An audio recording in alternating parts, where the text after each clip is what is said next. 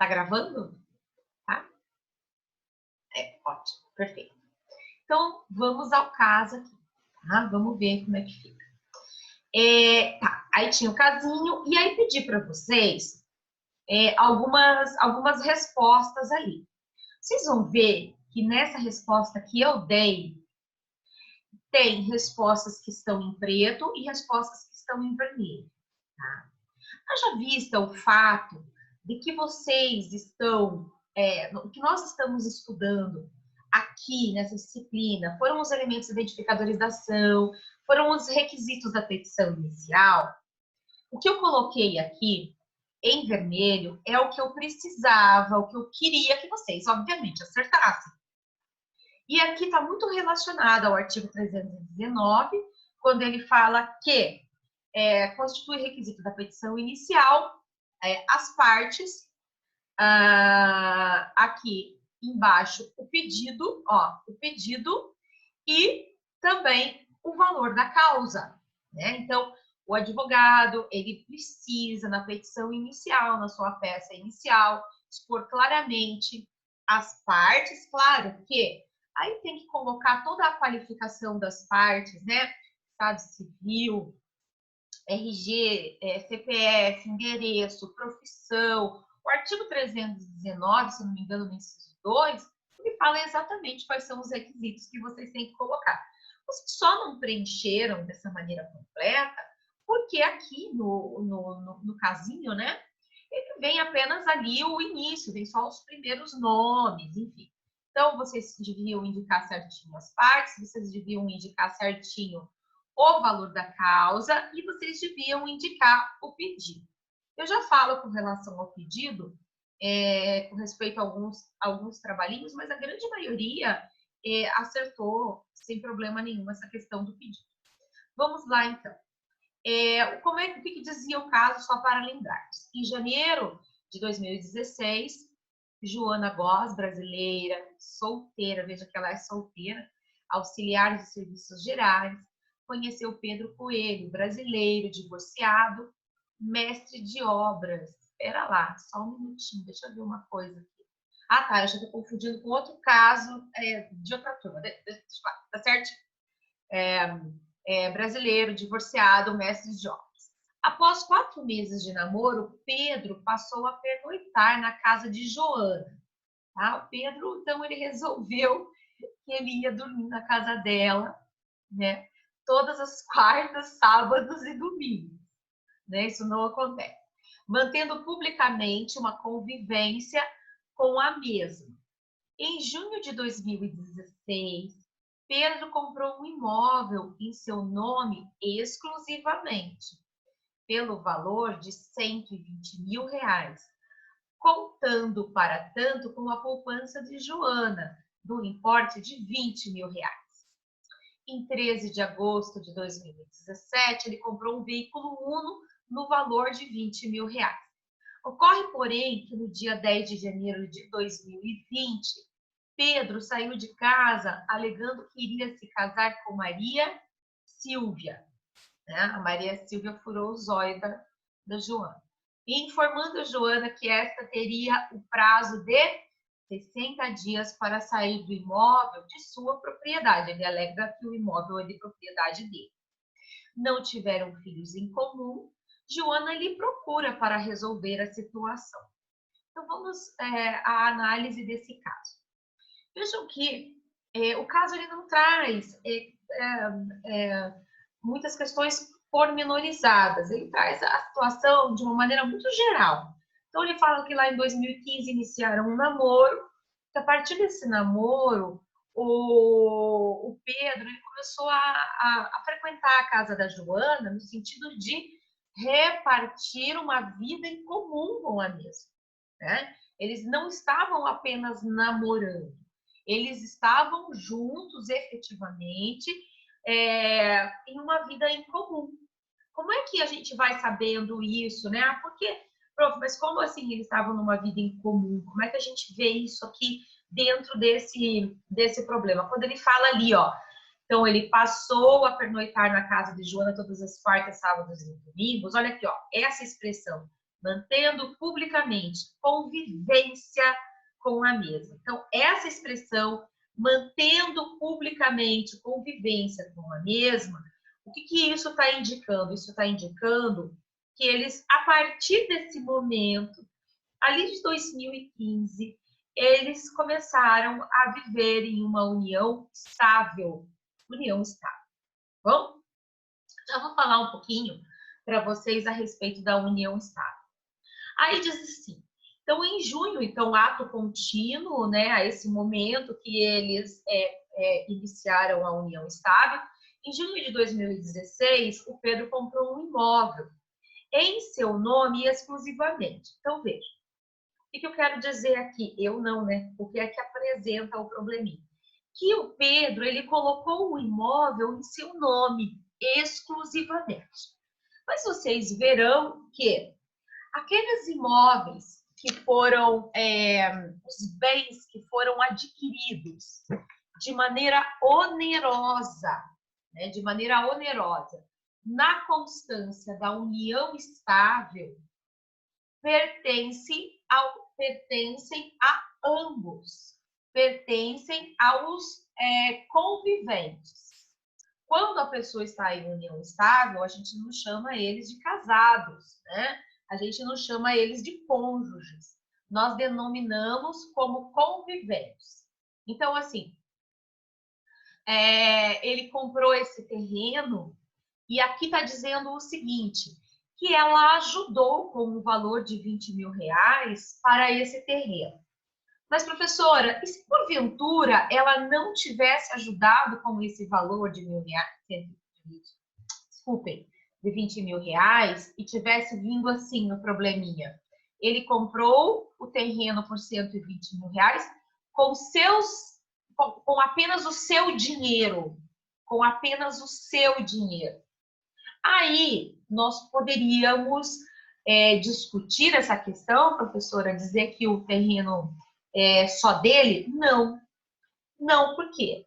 Porque a partir do momento em que caracteriza-se a união estável, então nós caracterizamos a união estável, a partir desse momento, todo aquele período em que esse casal permanecer junto, todos os bens que forem adquiridos por ele ou por ela na constância da união, durante esse período de união, constitui bens do casal. Então, aqueles bens que foram constituídos onerosamente na constância da união estável é patrimônio comum do casal, é patrimônio de ambos e que será dividido em futura partilha. Então, vamos ver aqui. Então, eles adquiriram na constância já da união estável. Vejam que a união estável começa lá em janeiro de 2015. Em junho de 2016, eles adquiriram o terreno, colocou em seu nome exclusivamente, o que não modifica grande coisa, tá? Em 13 de agosto de 2017, ele comprou um veículo, outro bem do casal, né? É um bem adquirido onerosamente na constância da união estável. Ocorre, porém, que no dia 10 de janeiro de 2020, Pedro saiu de casa, alegando que iria se casar com Maria Silvia e informando Joana que essa teria o prazo de 60 dias para sair do imóvel de sua propriedade. Aqui tem um problema que, salvo melhor juízo, nenhum de vocês analisaram, nenhum de vocês, que é o fato de que ele pede, ele informa a Joana, aqui, informando Joana, que essa teria um prazo de 60 dias para sair do imóvel de sua propriedade. Então, a gente presume que ele tem uma casa, né? Porque a gente pode presumir que eles têm uma casa ali. Então, não tem filhos em comum, não tiveram filhos em comum, e Joana ele procura para resolver essa situação. Muito bem, então vamos às questões. Qual a ação a ser proposta? Então, assim, o que vocês ficaram ali a maioria ficou entre duas questões, né? Uns propuseram essa ação declaratória de reconhecimento de união estável, acumulado com dissolução dessa união e partilha de bens. Então, qual é o nome que eu coloquei? Eu coloquei assim, ó, ação declaratória de reconhecimento, acumulado com dissolução de união estável e partilha de bens. Professora, eu poderia colocar ação de declaratória de constituição e desconstituição de união estável, acumulado com partilha de bens? Poderia. Eu poderia colocar ação... deixa eu ver o que mais que vocês colocaram. Deixa eu lembrar como é que vocês colocaram. Ação de... como é que era? Foi bem diferente assim, mas dava o resultado, dava o mesmo. Agora eu esqueci. E eu não lembro quem foi que colocou. Ação... Como é que era, meu Deus? Ai, gente, agora eu esqueci como que vocês colocaram. O fato é o seguinte. O nome da ação, ele reflete o pedido que vocês vão fazer, tá? O nome da ação, ele reflete o quê? O pedido que vocês vão fazer. Então, assim, a gente procura, quando a gente coloca um nome para uma ação, a gente procura informar, né, dizer de uma maneira muito ampla qual o pedido que a gente está querendo formular, tá? Então, aqui, no nosso caso, se nós fôssemos fazer um pedido, um nome muito completo, mas muito completo mesmo, como é que a gente deveria ter colocado? Então, a gente poderia colocar assim, ó, ação declaratória de reconhecimento, acumulado com dissolução de união estável, acumulado com, já tá ali, partilha de bens, olha aqui, e tutela provisória. Tutela provisória, gente, presta atenção, tutela provisória é o nosso próximo tema, tá? É uma forma de pedido. Não, obviamente que eu não exigi que vocês soubessem isso agora, mas para que vocês incluam isso aqui, para que vocês saibam que aqui a gente podia ter pedido uma tutela provisória. Ó, acumulado com partilha de bens e tutela provisória de... peraí, deixa eu ver como é que ficaria uma coisa aqui no pedido. Eu acabei colocando aqui a tutela... Até alguém colocou alguma coisa aqui, deixa eu ver no chat. Isso, porque ele manda ela sair. Ele fala assim, olha, saia em 60 dias, né? Aí vejam, gente, essa aqui, eu já vou até explicar isso, Jean. Vejam, como assim ele quer que ela saia em 60 dias do imóvel? O imóvel constituía o lar do casal, constituía o domicílio do casal. Ele não pode exigir que ela saia em 60 dias dessa maneira, tá bom? Mas isso aqui eu também não exigi de vocês, isso não constitui uma avaliação para nota, apenas que vocês já tomem ciência disso e já tomem isso como exemplo para próximas aulas, tá bom? Aqui, a fim de que, então, tutela provisória, cadê onde é que eu estava? Cadê? Aqui, né? Acumulado com partilha de bens e tutela provisória para deixa eu ver assim, como colocar aqui, para o direito de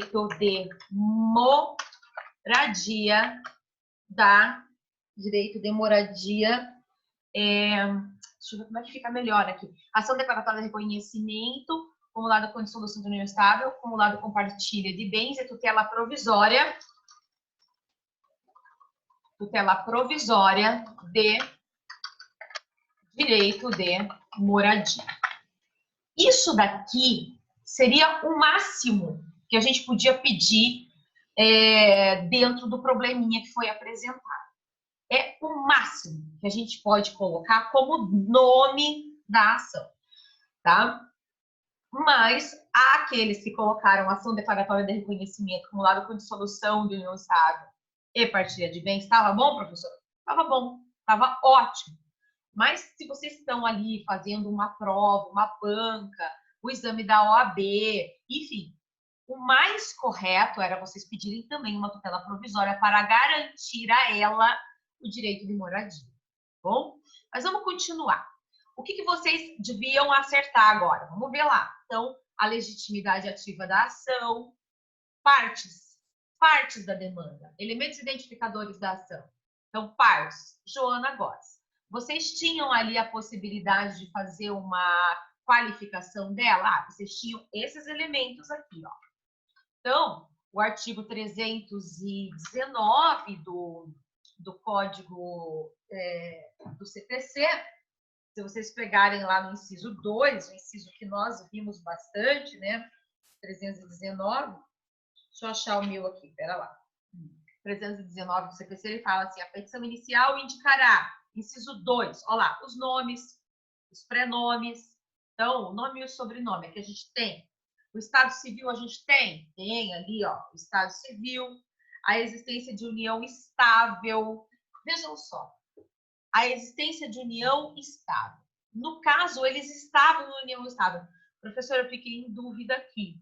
Eu não sabia se eu colocava, ó, que ela é solteira ou que ela estava em união estável. Meus caros, coloquem, portanto, como vocês estão defendendo aqui a união estável, podem colocar, tá bom? Então, brasileira em união estável. Vamos continuar ali o 319, inciso 2. A profissão, nós temos a profissão dela? Temos, tá correto? Auxiliar de serviços gerais. Aí tem outras informações que nós não temos. Ali, ó, o número de inscrição do CPF, o domicílio, o endereço eletrônico, o domicílio e a residência do autor e do réu. Então, com inscrição no CPF sob número, não tenho, deixo assim, coloco ali vírgula, e endereço eletrônico. Aí vocês coloquem o endereço eletrônico, tá? E endereço, endereço eletrônico, não vou colocar aí não, aqui, ó. Endereço eletrônico, qualifiquem tudo. Aí colocariam o endereço eletrônico, nós não temos, eu não vou colocar, tá bom? E residente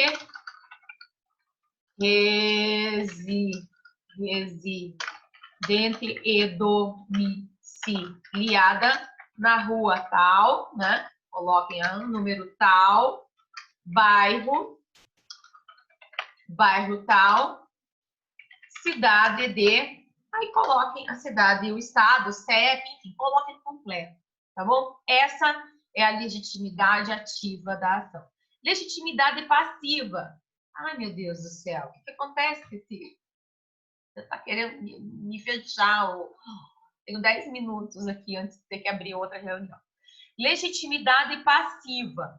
Então, a gente tem aqui a legitimidade passiva. Dentro dos elementos que foram trazidos, eu tenho essas informações aqui, ó. Tá? Aqui, ó, essas informações. Então, que o Pedro... Cadê? Legitimidade passiva. Pedro... brasileiro, ele é divorciado, mas na atualidade ele está em união estável, mestre de obras. É o que eu tenho, professora. Ótimo. Então, vocês coloquem tudo, tá?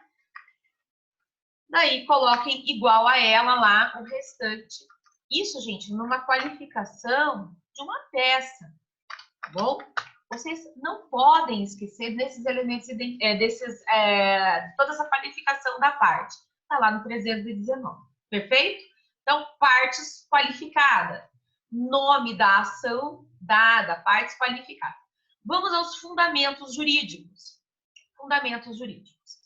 Bom, o primeiro fundamento jurídico que a maioria trouxe foi relacionado à Constituição Federal. Então, vocês sabem que é da Constituição Federal que nós extraímos todas as normas do sistema.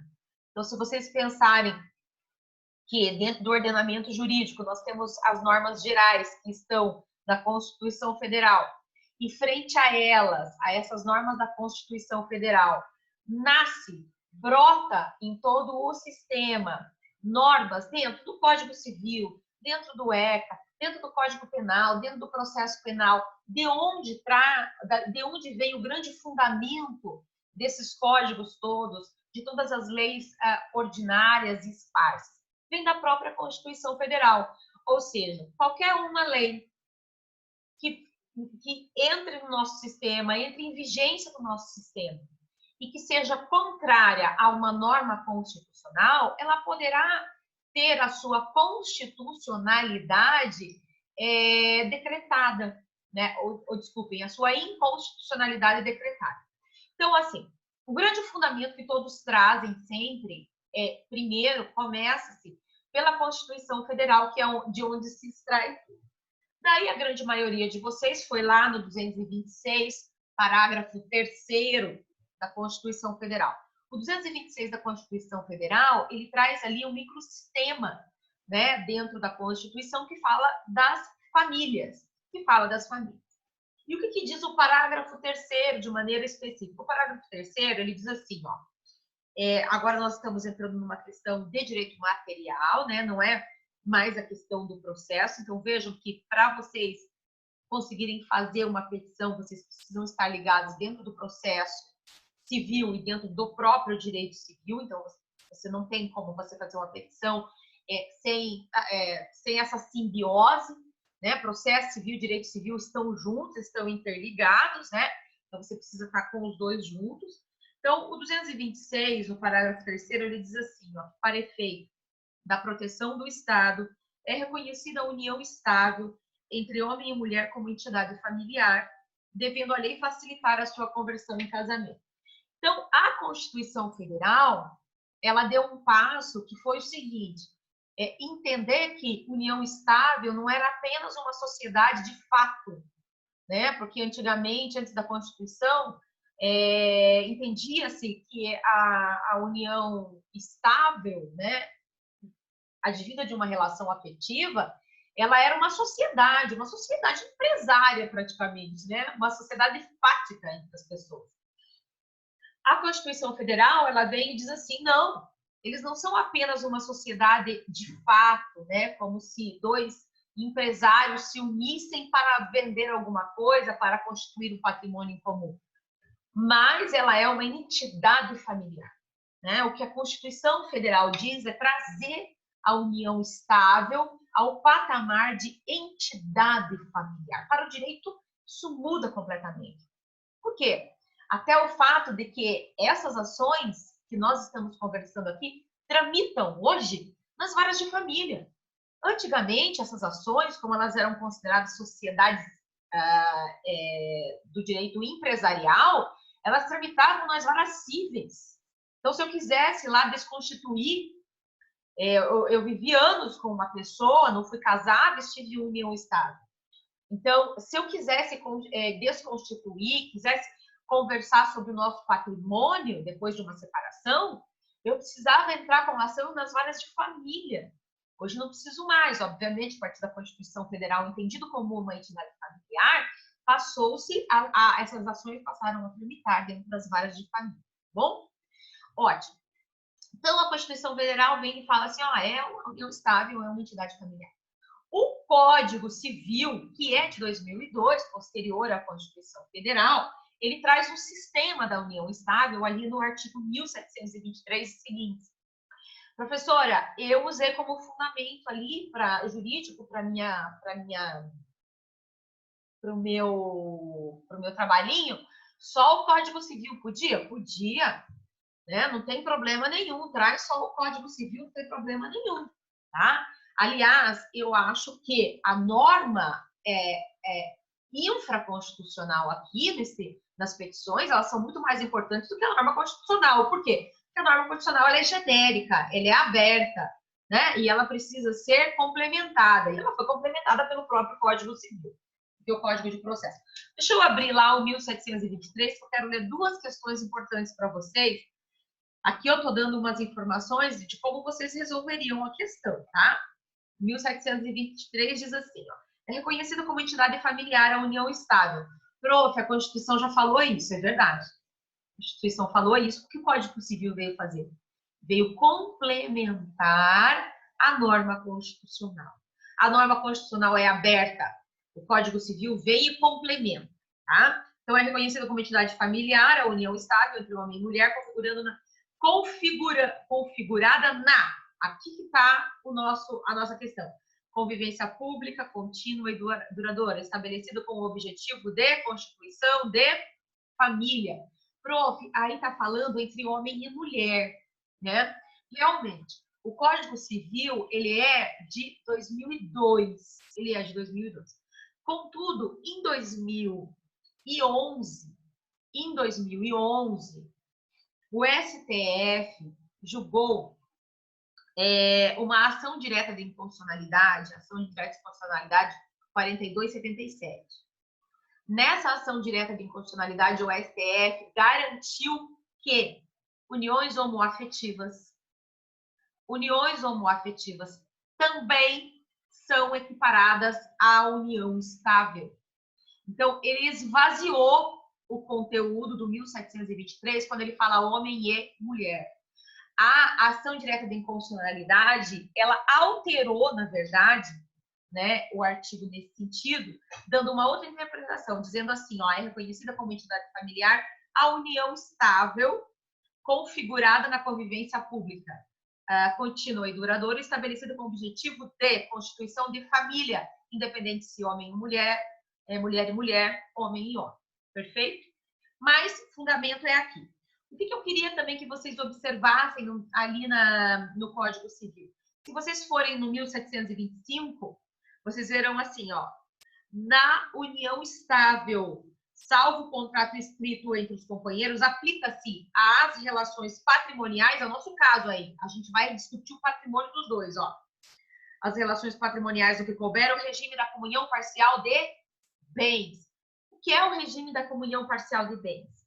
O regime da comunhão parcial de bens é aquilo que eu falei, viu? Aquilo que a gente constituiu durante a união, ó, aquilo que a gente constituiu, aquilo que a gente adquiriu, independentemente se foi você que comprou, se fui eu que comprei, se está só no meu nome, se está no nome dos dois, independentemente. Então, aquilo que a gente adquiriu de maneira onerosa, né? Que é o caso ali do terreno, que é o caso do veículo, de maneira onerosa na constância do casamento ou da união estável, constitui-se patrimônio comum, tá bom? E depois, meus caros, nós temos a própria lei, essa lei é de 96 aqui, ó, a 9.278 de 96. Ah, eu poderia fundamentar com ela? Eu poderia. O artigo 5º da lei, ele vai falar a respeito dessa questão da divisão dos bens em quem, com relação àqueles que estão em união estável.